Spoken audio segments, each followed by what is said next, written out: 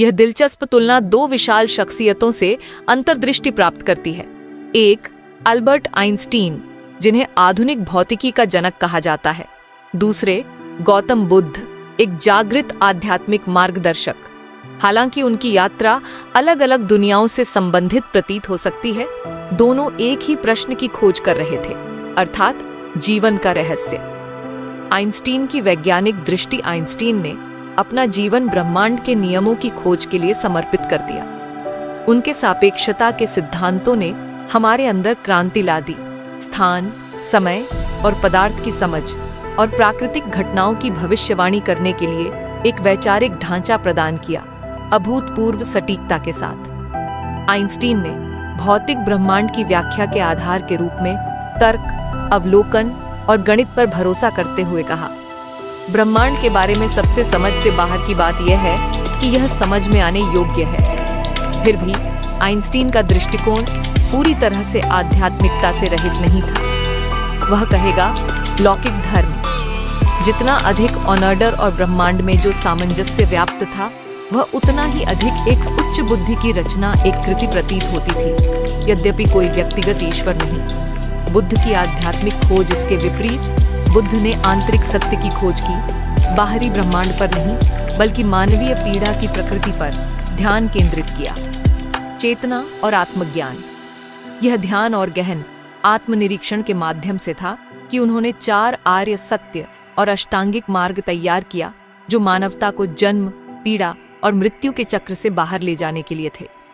जबकि आइंस्टीन ने अपने सिद्धांतों को अनुभवजन्य साक्ष्य पर आधारित किया, बुद्ध ने अनुभवात्मक समझ पर जोर दिया, अर्थात प्रत्यक्ष व्यक्तिगत अंतर्दृष्टि के माध्यम से सत्य को जानना।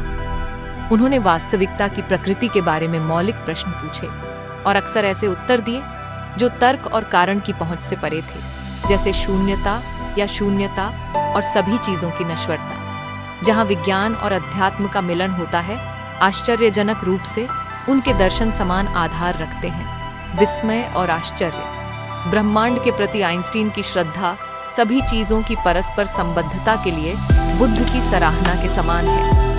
सत्य की खोज। दोनों ने मानवीय समझ की सीमाओं को पहचानते हुए विनम्रता के साथ वास्तविकता का सामना किया।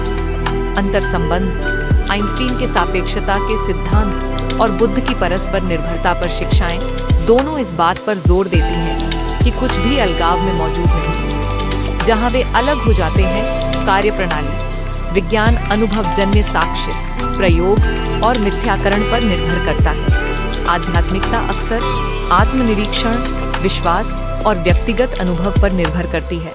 दायरा। आइंस्टीन ने बाहरी ब्रह्मांड से संबंधित उत्तरों की तलाश की, जबकि बुद्ध ने मन के आंतरिक ब्रह्मांड के संबंध में ऐसा किया। निश्चितता बनाम अस्पष्टता। विज्ञान अक्सर निश्चित उत्तरों की तलाश करता है, जबकि आध्यात्मिकता विरोधाभास और रहस्य को अपनाती है। अंतिम प्रश्न, क्या विज्ञान हर चीज की व्याख्या कर सकता है, या क्या आध्यात्मिकता उन सवालों का समाधान करती है जिन्हें विज्ञान नहीं समझा सकता? आइंस्टीन का काम ब्रह्मांड के कैसे पर प्रकाश डालता है, जबकि बुद्ध की शिक्षाएं क्यों की जांच करती हैं। शायद अंतिम सत्य उनके बीच चयन करने में नहीं, बल्कि उनकी अंतर्दृष्टि में सामंजस्य बिठाने में निहित है।